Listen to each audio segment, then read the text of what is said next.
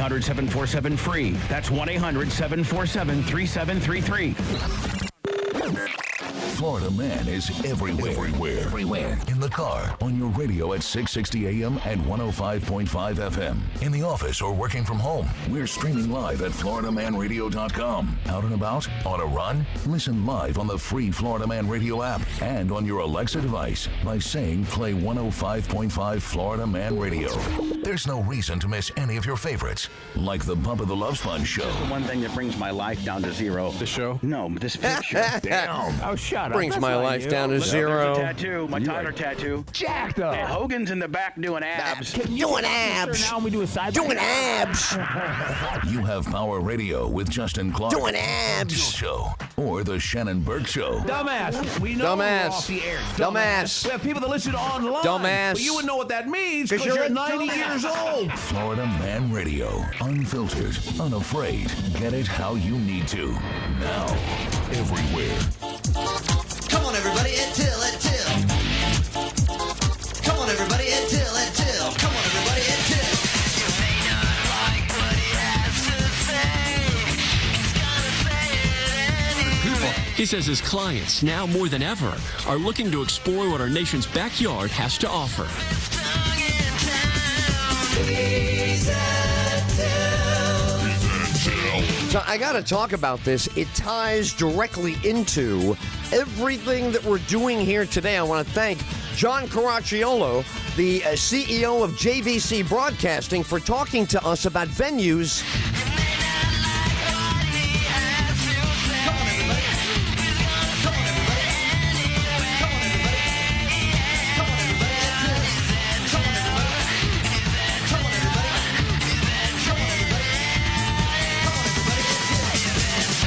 You get to a radio station, me, when I'm young, and they go, by the way, stay on this side of the building. And I go, I'm sorry? Yeah, I'm like 24 years old. I'm in the middle of nowhere, Logan, Utah, of all places. And the guy says to me, by the way, just stay on this side of the... I go, well, why? What's on the other side of the building? Sales is over there. Management's over there. And we're the air talent. I go, wow, yeah, we are. You know? Me, I'm like all excited. I'm going to be on a radio show every day at 9 a.m. I'm in Logan, Utah. I just drove my 72 Chevelle from North Miami. A beautiful girl, Gina, and I were together there. Beautiful apartment she had. And I said, I got to go to Logan, Utah. She's like, all right, I'm going to miss you. I go see my friend Dino Capelli, and he's in Boca Raton, and we're high school buddies. I go, Dean, I'm going to, he goes, Logan, Utah, Ed. I go, dude, at 9 o'clock show, I get the 9 a.m. show, 9 to noon. I said, and he wants me to be the program director. He goes, he wants you to be the program director. You just started out. I said, I know. Isn't this great? So the drive there is like every novel you've ever read, right? I stay in the car. I drive around the clock. I'm eating potato chips. I got everything in the world that I own, and I'm going to find my future in radio. I'm excited. The first thing they tell you is don't go on that side of the building. And I start immediately putting two and two together here. Why is the station just being bought and sold again? Could it be that nobody down the hall was talking to anybody down the hall? Don't people on the air in Logan, Utah, understand what I learned on Mars Park Avenue in the Bronx? We all worked together when Cosmo's Deli had the truck pull up. The guy driving the truck acted like him and Cosmo were on the same team. Why? That's a vendor and a purchaser and a retailer. They all work together. They like each other because that's the right supply. That's good quality. My customers are going to love it. I charge them, but I don't charge them too much. This is what we learned. So I am loving Logan, Utah. I am excited about reading the news and finding out who is getting, a hard time, and we could get involved. And I knew I said, this place is not going to make any money. They're not going to be able to support themselves. They're not doing the other half. You do have passionate people that want to be with listeners and help them and communicate, but you absolutely cannot. You can't shirk your responsibility. You want the lights on in the building. We have to keep those lights on with doing good. These ads just can't be written. These ads have to be great. They have to be delivered with all the urgency that they deserve. These are businesses trying to compete with other businesses to be good. They have the word, we're good, we're affordable. You have to cut through the noise. So if it comes down the hall and you never go down the hall, how are you going to strike the chord on the air? That ad is everybody behind it. They work so hard to be good at something. Then they have a spokesperson who's going to say it in, 30 seconds? In 60 seconds, going to sum up your entire... Well, that's beautiful when it works, but it's because people love it. It's because people say, oh, my God, did you just... you have a new ad coming? Yeah, I got something new. It's coming down the pike. I'll see you in about a half an hour. And they write up the copy, and they come to you and go, oh, my God, this is great. And you go, oh, I could do this. Yeah, would you do that? Maybe throw in one of those and one of these.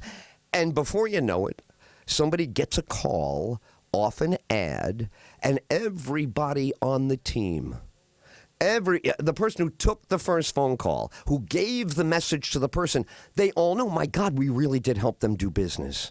Isn't that terrific? We love that business. You know, the bungee jumping I did so many years ago because I loved it, but it was so great to tell people how much I loved it. The guys that hook you up, when you fall, when you come off, and all this. It's when you can describe the experience, then you really are communicating. Then things really happen. Now, if you think that's all, stay down the hall, just don't go down the hall. By the way, I saw you going down the hall. What the hell are you doing down the hall? If you're that guy, you're never going to put any team together that works. That team is not going to win you any championships. There's going to be no positive surprises from that attitude. So when I did get the hang of this, I was at WPBR in Palm Beach, a tiny AM station, 1,000 watt, and loved it. We used to meet our clients. I'd like to bring Ed over to the store, and I would be, oh my God, are we going over to? Yeah, okay. Let me spruce up. Let me get, and we go have a nice meeting. And we meet the people, and now when you go back on the air, everybody hears that authenticity as opposed to, here's a commercial, get out. It can't be a brusque, impersonal thing anymore. I mean, I never liked it that way, but it can't be anymore. People understand the difference.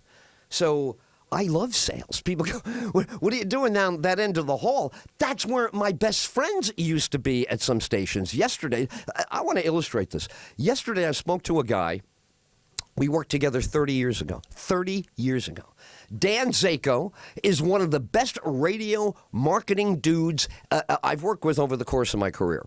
There's about 3 of them. There's Dan Zako from Detroit. There's a Vernon Kopp in Los Angeles at KLSX. There was no machine like this guy.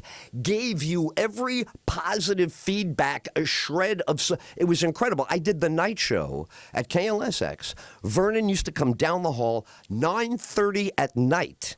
Here's your ratings. You're doing great. Here's what's going on. And it was fantastic. He was there for like 2 seconds, but he was in the building from 7 a.m., putting out lightning bolts of revenue everywhere he looked. And we were fast friends. Same thing with Zako. I get to Detroit, and I'm like, dude. And he goes, oh, yeah, man. He goes, you're going to love this station. We're rocking. We're billing. We're making this happen. And that was it. Every Saturday, Thursday night, we're out there having cocktails, talking about how great we can make it next week. Oh, man, here's a category of people we could really help. Do you know what kind of advertiser we could really help? This is what we used to enjoy doing. So Vernon and of course, and in New Orleans, Francis DeRosa. I go to work in New Orleans in the French Quarter in a beautiful radio station made of mahogany, old world architecture in the Maison Blanche building, which is the icon of entering the French Quarter from Carondelet going down Bourbon Street. I mean, it's breathtaking. You're up on the 7th floor. You're watching the French Quarter. You're doing a radio show in mahogany, beautiful room. It's incredible. So same thing. Francis comes walking by. I go, hey, dude, what's up? He goes, yeah, because I'm the sales guy around here. He goes, I'm listening to your show, man. I'm taking you out at 6 o'clock. We're going to the Acme Oyster House. I hope you like beer. I hope you like seafood because we're going. I said, I'm in. We're going. We sat there for 3 hours talking about how great radio advertising was because it wasn't like all the other advertising. You go on TV, you see the same ads all the time. You get on a radio station that cares, and somebody is actually talking to you about helping you do some business. Why? Because they love the business you're in. The business you're in is great. So when I hang with Dan yesterday, I think we were on the phone about 70 minutes. When I would hang with Francis, when I'd see Vernon, then you knew we are going to be fine. All these other radio stations crying poverty. Listen, you got to run your business. I wish you all the luck in the world. But we know why we work. We know why we enjoy this. We're not getting these dopamine hits for no reason. We sound, hear, and feel the success of others. Don't you love the sound of somebody else's success? All right, I got to watch the clock there, Mr. Success. It is the Ed Tyll Show, and the Ed Tyll Show will continue. Florida Man Radio. The Shannon Burke Show. You sound like you have a lot of pain right now.